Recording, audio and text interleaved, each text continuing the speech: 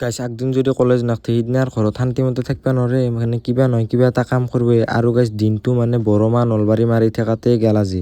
হে guys welcome back to my another mini vlog. আৰু এতিয়া ধুনীয়াকৈ ৰাতিপুৱা টোপনিৰ পৰা উঠিলোঁ, কিন্তু টোপনিৰ পৰা উঠাৰ লগে লগে মোক লাগে দিছে কামত। মানে আমাৰ বোলে মেইন বিল্ডিংটোৰ কাম স্থগিত ৰাখিব আৰু বোলে এতিয়া কাষত দি কিনে বিল্ডিং বনাব। আৰু গাইছ এতিয়া সেইকাৰণে বৰৰ পৰা কাম উলিয়াই দিছে। মানে মই ভাবিলোঁ আজি কলেজ নাযাওঁ, অলপমান শান্তিত থাকিব পাৰিম, কিন্তু নাই মানে যোনদিনা কলেজ নাযাওঁ সোনদিনা শান্তি নাপাওঁ। মানে কিবা নহয় কিবা এটা কাম উলিয়াবয়ে।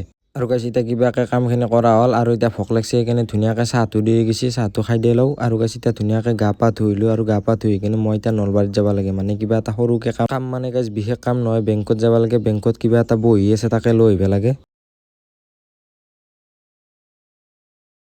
আৰু এতিয়া ধুনীয়াকৈ আহি পালোঁ নলবাৰী, আৰু আমি আহিছোঁ বন্ধন বেংকত। মানে বন্ধন বেংকত বহীটো আছে, আৰু এতিয়া ধুনীয়াকৈ বেংকৰ ভিতৰলৈ সোমাই আহিলোঁ, কিন্তু আহি কিনে গম পালোঁ যে বহীটো বোলে আজি নেদে। মানে বেংকৰ বোলে কিবা চাৰ্ভাৰ ডাউন আছে সেইকাৰণে।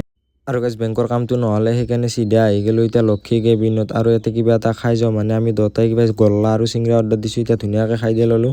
আৰু গাইছ এতিয়া খাই দি কিনে ওলাই আহিলোঁ, কিন্তু ওলাই আহি কিনে হঠাৎ আমাৰ প্লেনিং হৈ গ'ল যে আমি বৰমাৰ বাজাৰত যাওঁ। মানে আমাৰ ইয়াক বোলে কিবা এটা লমপেন লাগে, সেইকাৰণে চিধা আহি গ'লোঁ এতিয়া বৰমা বাজাৰত।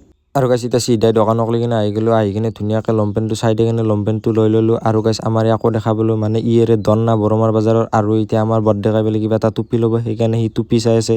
এতিয়া বস্তু লোৱা কমপ্লিট হৈ গ'ল, আৰু এতিয়া ধুনীয়াকৈ পাৰ্কিঙৰ পৰা গাড়ী উলিয়াই কিনে আহি পালোঁ ঘৰ। আৰু গাইছ এতিয়া ভিডিঅ'টো আৰম্ভ কৰিছোঁ প্ৰায় 5টামান বজাত। মানে একবাৰ চকত যাব লাগিব, সেইকাৰণে চকত আহি গ'লোঁ, কাৰণ কালি কাগজ কিছুমান লেমিনেশ্যন কৰিব দিছিলোঁ না। এতিয়া ধুনীয়াকৈ কাগজখিনি লৈ ল'লোঁ, আৰু লৈ কিনে আহি গ'লোঁ এতিয়া ঘৰত। আৰু গাইছ হোটেলত যিমান চাহ খালিকো মানে ঘৰৰ চাহ খাবৰ দৰে নহয়। ধুনীয়াকৈ লাল চাহ একাপ বনাই আনিছোঁ, দেখাই দিয়ে ৰ'ব।